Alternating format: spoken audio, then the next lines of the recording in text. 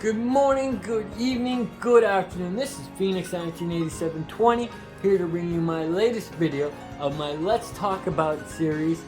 This one is going to be on Legend of Zelda Twilight Princess versus Legend of Zelda Wind Waker.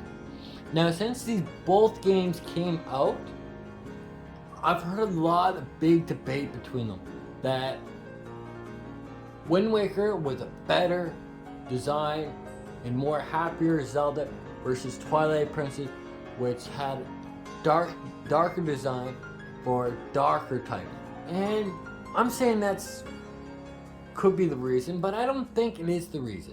I think it has to do with when people came into the Zelda franchise.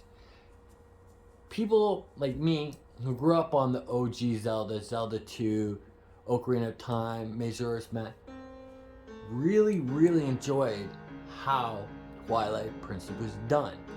It kept the same graphic styles as Ocarina of Time and Majora's Mask did. Now, both of those games are darker than what people can remember. Actually, some of those stories are actually really sad, but that's not the point. The graphic style felt the same for a lot of us, and we enjoyed that graphic style hugely. Now, a lot of people didn't like that graphic style, and it's when they came into the series. If you came in and your first game was Wind Waker, you didn't, and a lot of people have told me, you didn't care for other Zelda games that had the same style like Ocarina of Time, Majora's Mask, and Twilight Princess. And that's a whole huge story there, because Twilight Princess, for me, was the superior game over Wind Waker. But again, this is me talking about, and I can see why. I grew up on the OG stuff, and that's why I loved Twilight Princess. That's why I really enjoyed Breath of the Wild, Majora's Mask, Ocarina of Time, because the art style for the games were very similar. Breath of the Wild wasn't as similar as the other three games, but you get my drift. Now, Wind Waker for me felt like it was, but Wind Waker for me had a different feel. And they went with a different type of art style for this. They did the gel shade type of art style. And that art style brought a more positive feeling to the game. It made the game very, animated. And it's just how they did this type of style. It got a lot of younger players onto it because it didn't seem as dark.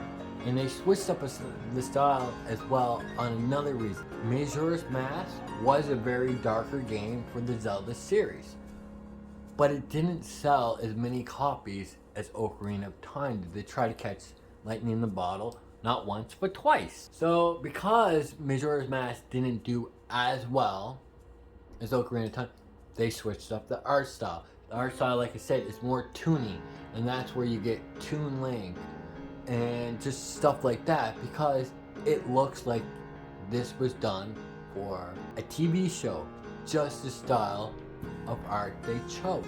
And it was very neat.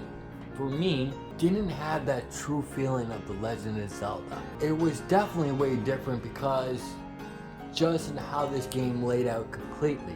It laid out different, like Hyrule no longer exists. The whole entire world that you grew up on is underwater. Not the point.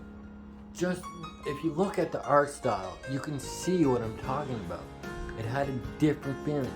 It definitely was the game to attract younger and new players to the Legend of Zelda series. And that what Nintendo wanted. They wanted, okay, let's give something to our hardcore Zelda fan, but let's grab our new people that haven't bought this game or haven't played the Zelda, so they can see how Zelda was in an art style that brought them closer together. Now, I've heard a lot of debate that the people that started on Wind Waker hated Twilight Princess, but Skyward Sword was a whole different story. They loved it because it was very similar to that art style, and nobody can take that art style away from it. which is the neat part. And for me, this game, did it fill my interest for the GameCube? Yes, it did. Did Twilight Princess bring me back to the Zelda series hardcore? Of course it did, because that's the type of style and graphics I preferred. Now, if you think about it, Wind Waker and Skyward Sword had the same style of graphics. And like I mentioned, Breath of the Wild sort of had the same style of graphics as Twilight and Ocarina and Majora's Mask, but also had similar art style to Wind Waker, to Skyward Sword. So I felt like they were trying to please the whole burden of all Nintendo fans for Breath of the Wild. If you like this, you'll like this. If you like this, you'll like that. But the whole debate kind of got really, really out of hand, where it became a very unhealthy debate. Now, I'm not here to debate what game is better. I can't do that. I can give you my opinion on what game is better, but that's besides the point. But look at the art styles. I'm comparing right now art style. I'm not comparing stories. I'm not comparing technology, anything like that. I'm comparing art style. And the art style for Wind Waker was definitely a lot cleaner, more animated feeling, more cartoonish feeling. You got away from the semi-realistic feeling that Twilight Princess had, or Majora's or Ocarina of Time. But it comes down where you grew up, when you got into the Zelda, and stuff like that. So I'm asking you guys, not me. Me, I prefer Twilight Princess, Ocarina of Time, Majora's Mask art style. Can I play Wind Waker? Yeah. But this is what I prefer. But before I get any farther with my last question, I want you to do me a favor. Hit that like button. Do me a huge solid and hit it as many times as you can. Share this with all your friends and family and across all your social media platforms. And if you're new to my channel, hit that subscribe button. I do really appreciate it. And make sure you hit that notification bell so you can stay up to date with my latest video. And for this last part, I want to know from you guys, what type of art style in the Legend of Zelda series did you enjoy? So drop that down in the comment below.